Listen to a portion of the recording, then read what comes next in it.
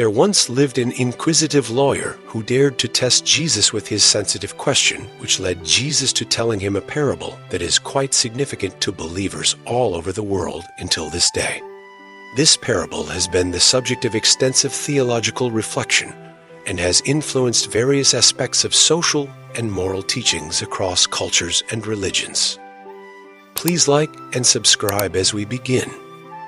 It was a beautiful day as usual when a legal practitioner met Jesus while on his way back from work.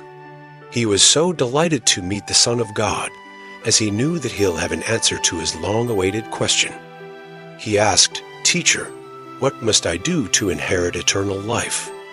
Jesus responded by asking the lawyer what is written in the law, to which the lawyer correctly answered by citing the commandments to love God with all one's heart, soul, strength, and mind, and to love one's neighbor as oneself. Jesus affirmed his answer and told the lawyer to do those things he already mentioned and live. However, the lawyer, seeking for clarity to justify himself, further inquired, "And who is my neighbor?" In response to this question, Jesus now told the parable of the Good Samaritan, which is straightforward yet profound. He began to narrate. A man who was presumed to be Jewish, traveling from Jerusalem to Jericho, was attacked by robbers along the way. They stripped him of his clothes, beat him, and left him half dead with bruises all over his body by the roadside. After moments of lying on the floor helplessly, there came a priest who happened to be going down the same road. When he saw the injured man, he passed by on the other side. Again, a Levite who journeyed through the same route saw him and also passed by on the other side. These two figures, who both hold significant religious status within the Jewish society and assumed to be keepers of the law, choose to ignore the suffering man. Their actions are often interpreted as a failure to uphold the very laws of compassion and mercy that they are supposed to embody. In contrast, a Samaritan who was traveling along the same route saw the man and had pity on him. The Samaritans and Jews had deep-seated mutual animosity. Samaritans were considered heretics and foreigners by the Jews. Despite this, the Samaritan showed mercy and demonstrated profound compassion. He went to the brutalized man and treated his wounds with oil and wine, placed him on his own donkey, and rode him to an inn and took care of him. The next day, the good man gave the innkeeper 2 denarii and instructed him to look after the man, promising to reimburse any additional expenses upon his return. After telling the parable, Jesus asked the lawyer, "Which of these 3 do you think was a neighbor to the man who fell into the hands of robbers?" The lawyer answered, "The one who had mercy on him." Jesus then concluded with the directive, "Go and do likewise." Interesting, right? Now, this parable redefines neighborliness and the true essence of human existence. In Jewish tradition, a neighbor typically meant a fellow Jew.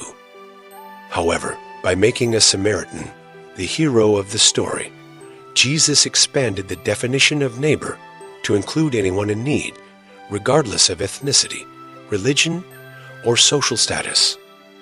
This redefinition challenges societal boundaries and prejudices, advocating for an inclusive and universal approach to compassion and kindness. Secondly, the parable also serves as a critique of religious formalism and hypocrisy. The priest and the Levite, despite their religious duties and knowledge, failed to act compassionately. Their neglect underscores a disconnect between their religious identity and their moral responsibilities. Jesus used these characters to suggest that pity without compassion is empty and ineffective. It challenges religious adherents to examine whether their practices align with the core values of their faith. Also, the story conveys a universal ethical message. The principles of compassion, mercy, and neighborliness are not confined to any one religious or cultural group, but are applicable to all humanity. The Samaritan's example invites individuals and societies to adopt a global perspective on human solidarity and care. The parable has also been interpreted through the lens of social justice.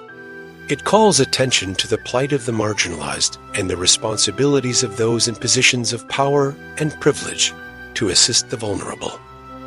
The Samaritan's willingness to aid a person who would have been seen as an enemy challenges contemporary readers to engage in acts of justice and advocacy for those who are oppressed or in need. The lessons of the Good Samaritan parable have been applied in numerous ways over the years, and it's been a source of inspiration to countless charitable organizations and initiatives aimed at helping those in need. Many hospitals, shelters, and aid organizations draw directly from the Good Samaritan's example, emphasizing care for the sick, the poor, and the marginalized. The story also promotes interfaith dialogue and cooperation by highlighting the importance of compassion over religious boundaries. It encourages mutual respect and understanding among different faith communities and promotes collaborative efforts to address common humanitarian concerns. Unarguably, the parable calls for self-examination and personal commitment to acts of kindness and mercy. It challenges people to look beyond their prejudices and comfort zones to help others, fostering a culture of empathy and proactive benevolence. Leaders in various spheres, including politics, business, and education, can draw lessons from the Good Samaritan in ethical decision-making and leadership. The story underscores the importance of prioritizing human dignity and welfare in policy and practice. The story of the Good Samaritan is one of the most well-known and profound parables taught by Jesus, found in the Gospel of Luke, chapter 10, verse 25 to 37.